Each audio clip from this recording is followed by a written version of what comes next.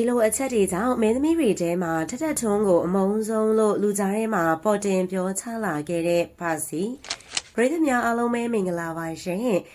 Sally Fish ကနေပြီးတော့ပြန်လည်ကြိုဆိုလိုက်ပါတယ်ဖာစီကတော့ရည်စရာကောင်းတဲ့အပြောတွေကိုဟန်နဲ့ဗန်နဲ့ပြောတတ်တဲ့အတွက် social media မှာနာမည်ကြီးလာခဲ့တာဖြစ်ပါတယ်။ဖာစီကလောလောလတ်လတ်စကားပြောတတ်တဲ့အပြင်ဟန်လည်းမဆောင်တတ်ပါဘူး။ဒါအပြင်သူပြောတဲ့စကားတွေကလည်းတနေ့တာဘဝမှာဖြစ်တတ်တဲ့အကြောင်းအရာတွေကိုစီကာပတ်ကုန်းပြန်ပြောတတ်တာကြောင့်လူစိတ်ဝင်စားစရာကောင်းနေတာပါ။ဖာစီကအားပေးတဲ့သူတွေများလာတဲ့အတွက်အနုပညာအလုပ်တွေလည်းလှုပ်လာရပါတယ်။လက်တလုံးမှာဆိုရင်လည်းအနုပညာလောကမှာနာမည်ကြီးတဲ့ LGBT အတိုင်းဝိုင်းနေနဲ့ show တစ်ခုကိုရိုက်ကူးထားခဲ့တာပါ။ LGBT ရဲ့ဖြတ်သန်းပုံကိုသေချာရိုက်ကူးထားတဲ့ show တစ်ခုဖြစ်တယ်လို့နှိမ်ခံရတာတွေနဲ့မကျေနပ်ချက်တွေကိုထုတ်ပြောတဲ့ show တစ်ခုဆိုလည်းမမှားပါဘူး။အခုမှထုတ်လွှင့်နေတာ၃ပိုင်းသာရှိသေးတာဖြစ်ပြီးတော့ဇက်ရှင်ကလည်းတက်လို့နေပါတယ်။ဇလန်တွဲတစ်ခုမဟုတ်ပဲဇက်ရှင်တက်ရတဲ့အကြောင်းရင်းကတော့ပါဝင်ကြတဲ့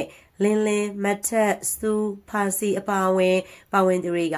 သူတို့ခံစားချက်ကိုအမှန်တိုင်းထုတ်ပြောလာခဲ့တာကြောင့်ဖြစ်ပါတယ်။အပိုင်းတစ်ပိုင်းမှာဖာစီကိုမင်းသမီးတွေထဲမှာဘယ်မင်းသမီးကိုအမုန်းဆုံးလဲလို့မေးခဲ့ပါတယ်။အခုလိုမေးလာတဲ့အချိန်မှာမြန်မာနိုင်ငံမင်းသမီးတွေလို့လည်းအထူးအကျမမေးသလိုနိုင်ငံခြားမင်းသမီးလားဆိုတော့လည်းမမေးဘူး။ဒီမေးခွန်းကအန်တီရဲ့များတဲ့မေးခွန်းတစ်ခုဖြစ်ပါတယ်။အနုပညာအတိုင်းဝိုင်းမှာရည်တည်နေတဲ့သူတွေကဒီလိုမေးခွန်းဆိုရင်ရှောင်ရှားကြပါတယ်။စိတ်ထဲမှာတကယ်မုန်းတဲ့မင်းသမီးရှိတယ်ဆိုပေမဲ့လည်းအမှန်တရားကိုထုတ်မပြောတတ်ကြပါဘူး။ဖာစီကတော့သူမုန်းတဲ့မင်းသမီးနှစ်ခါတောင်စဉ်းစားစရာမလိုခဲ့ပါဘူး။သူအမုန်းဆုံးမင်းသမီးထထထွန်းဆိုပြီးတော့ဖြေလိုက်တာပါ။မုန်းရတဲ့အကြောင်းရင်းကိုလည်းတခါတည်းဖြေလာခဲ့ပါတယ်။ထထထွန်းကတရုပ်ဆောင်တဲ့နေရာမှာ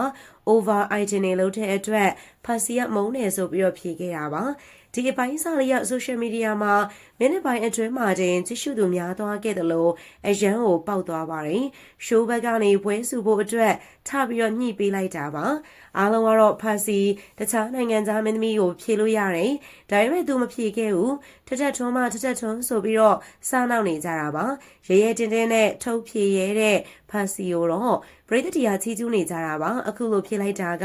လူတယောက်နဲ့တယောက်အခေါ်အပြောရက်သွားနိုင်တဲ့အထိဖြစ်နိုင်တာအကြောင်းပါဒါအပြင်ဖာစီနဲ့တထထွန်းတို့နှစ်ယောက်တော့ပွဲစည်းပွဲကောင်းဖြစ်ပြီးဆိုပြီးတော့အားလုံးကစိတ်ဝင်စားနေကြတာဖြစ်ပါတယ်တကယ်တမ်းဖာစီပြောခဲ့တဲ့စကားအကုန်လုံးကိုရှိုးဘက်ကထုတ်ပြောလာတာမဟုတ်ပဲအပိုင်းအစတစ်ခုတည်းကိုသာကောင်းနှုတ်ပြလာတာပါတထထွန်းကအမုန်းဆုံးမင်းသမီးလို့သာထုတ်ပြောခဲ့တဲ့စက္ကန့်ပိုင်းကိုသာပြခဲ့တာပါနောက်ထပ်ဖာစီဘက်က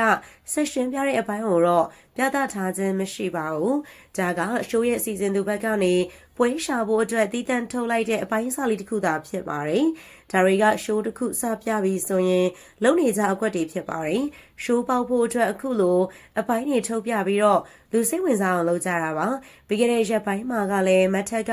မိကလောကတစ်ခုလုံးကိုယွန်လိုက်တာဆိုပြီးတော့ပြောထားတဲ့အပိုင်းကိုသာကောင်းနှုတ်ပြသခဲ့ပါတယ်။ဘာကြောင့်ယွန်နေဆိုတဲ့စကားကိုသုံးခဲ့လဲဆိုတာကိုမတ်ထက်ဘက်က